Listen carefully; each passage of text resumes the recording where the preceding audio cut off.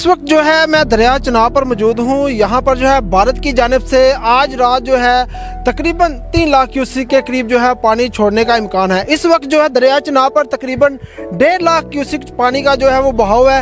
Head Marala के मुकाम पर जो आमद है पानी की वो भी तकरीबन 1,53,000 क्यूसेक के करीब है। और जो हेड हानकी बराज है वहाँ पर भी जो पानी की आमद है वो तकरीबन 1.25 लाख क्यूसेक के करीब है। और आज रात जो है भारत की जानिब से अखनौर डैम पर जो है वो पानी जो है छोड़ा जाएगा। और इस वक्त अगर अखनौर डैम की जो सूरत हाल की बात की जाए तो वहाँ पर जो एवरेज जो उसकी कैपेसिटी है वो 32 फीट है, जो कि अब जो है वो 33 फीट तक हो गया। यानी कि 1 फुट पानी का जो वहाँ पर गहराई जो है वो ज़्यादा